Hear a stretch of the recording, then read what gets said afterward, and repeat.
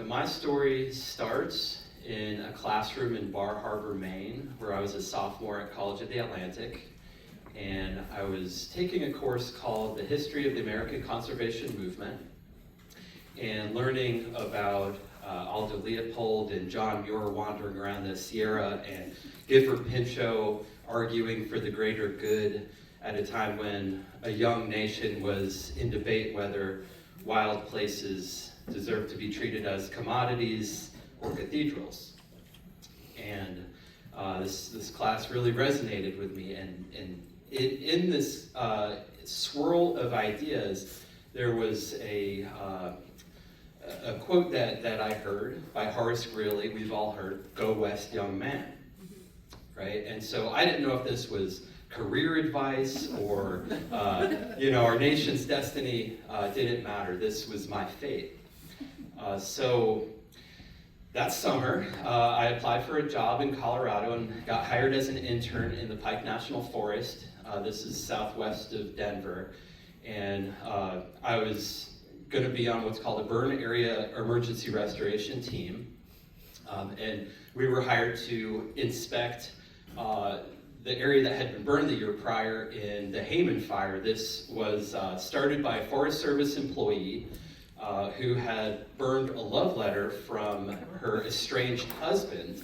And that fire, during this fire ban, caught on flames and caught the forest on fire and burned 138,000 acres. Oh my goodness. So hundreds of homes destroyed, thousands of people evacuated, and there I was, hired to go in there and make some assessments of that burnt landscape. So in my first week on this job, me and another intern, Eric, were tasked with the assignment of, we were dropped off at one trailhead, and the job was, hike down, get down to the river, and hike towards this other trailhead, and then hike out, and the crew boss was going to pick you up on the other side, right?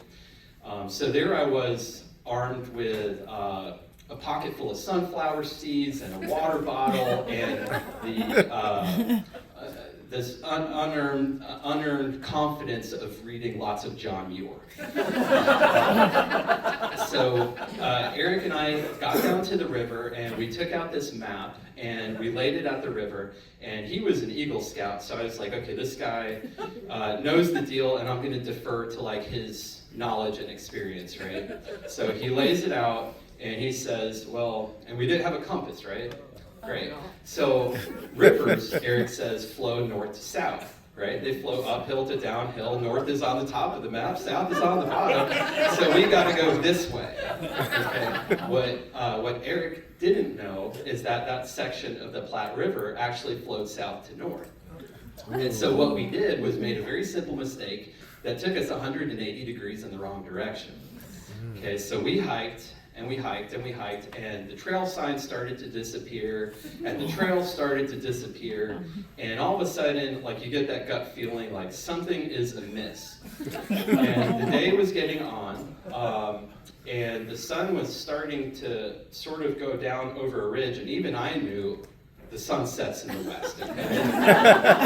And I'm like, Eric, we have been hiking the wrong direction all day, and the sun's going down. And we are now miles from where we're supposed to be, and I'm in t-shirts and in shorts at 9,000 feet in Colorado in May, which is starting to get cold. Eric and I realize in this moment we are spending this night outside, unprepared, no shelter, no extra food. I'm out of water. I'm literally taking the salt from the sunflower seeds and licking my hand, drinking from a creek. And so we find a rock outcropping, and meanwhile, I don't know if they're looking for us. Back at HQ, they had sent 6 volunteers and a helicopter, but they were all in the wrong area because we zigged when we should have zagged. It was a very long night. I will share a personal detail. Both of my grandparents are Holocaust survivors. I thought of my grandfather in this moment, and I said, if he can handle that, I can handle a cold night in Colorado. I'm fine. I've got this. I took my t-shirt and I pulled it over my bare knees because I was in shorts, and shivered and curled into fetal position, and this was how the entire night went. Okay? In the morning, at dawn's first light, I woke up Eric and I said, now that we knew the orientation of this map and we had seen, okay, here's a road and this is what we're going to do in the morning, and I woke him up and I said, I am cold, I am getting the hell out of here. Are you coming with me? And he said no. He had a North Face jacket on. He had a backpack and pants which had pulled over his legs, and he was sleeping pretty nicely, so he wanted to stay put. I told him, okay, I'm either going to come back for you or I'm going to send help, but I'm leaving now. So off I went, started hiking up these hills, absolutely exhausted. And I found that road that I was looking for. The sun started cresting over the ridge, and I laid and absolutely collapsed on the side of the road and let the sun warm my body. Sometime later, I heard a pickup truck coming down the road, and I got out into the middle of the road, did one of these, and so he stops, and I said, I'm a Forest Service intern, I'm hungry, I'm thirsty, and I'm lost. I don't know where I am. Can you help me? So he hands me 3 Mountain Dews. And good luck. Oh! Okay. Oh, wow. So I drink one of these Mountain Dews, and it was like just immediately absorbed into every cell of my body. I take the other 2 down to the river, and Eric is down there with his little digital camera filming his last will and testament. And I'm like, put that down, drink this, and let's go. Okay, so off we go. We hike up to the ridge, or to the road, and in a short time later, law enforcement came around a corner, and that was the end of the search. So,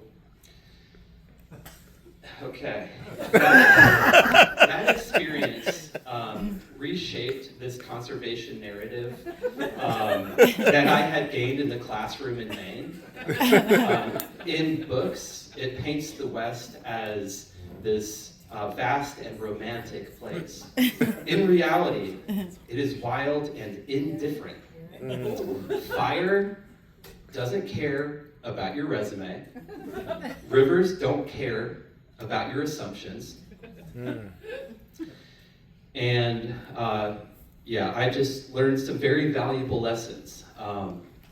Conservation tells a story that of protecting the land from people, right?